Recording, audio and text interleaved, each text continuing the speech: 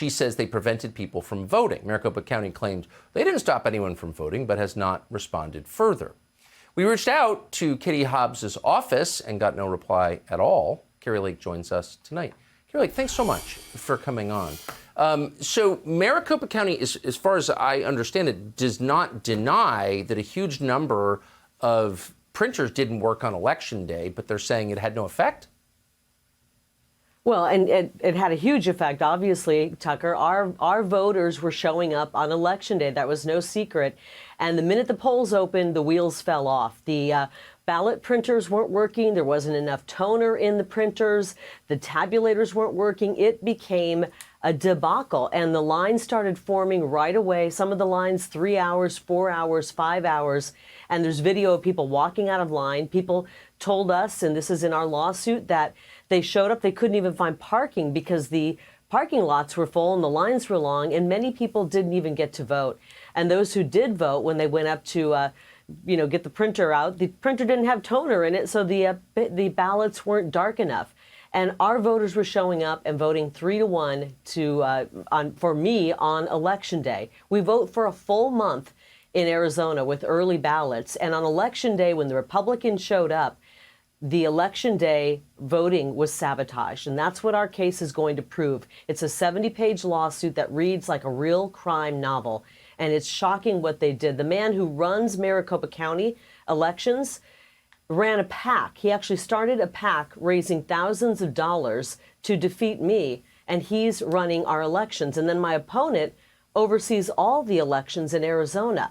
It was a conflict of interest, and not only was Katie Hobbs working with big tech to censor people, the man who runs Maricopa County elections, they were also censoring people as well online.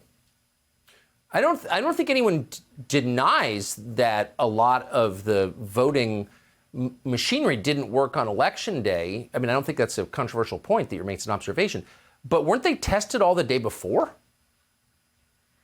They are supposed to be tested, but they weren't tested. They weren't tested in the appropriate way. And they didn't have the basics like toner in these machines. I mean, this is real basic stuff. It's not like we don't know when Election Day is. We can figure out when Election Day is from here to eternity. And they were not prepared. And we will have an expert testifying that this could not have happened by accident. There had to be malicious intent. We have an excellent court case, and we had our first hearing yesterday and set up a time for our trial to begin. And it will be next Tuesday, and we will be presenting a lot of evidence. We have 4 whistleblowers, one that worked for a company called Runbeck, who said there were 300,000 ballots inserted into the system that had no chain of custody. Others who were in the voter signature verification department said tens of thousands of ballots were rejected because there were no signatures or scribbles, and they somehow got thrown in and counted anyways. There are a plethora of problems that went down in Maricopa County, and if somebody doesn't stand up and say we can't have our elections being run this way, then we'll never have another fair election. I mean, 60% of the polling places on Election Day were inoperational or non-functioning. When do we stop and say enough is enough? Would it have to get to 80%? 90%, 100%? When do we say we need to have our elections run fair?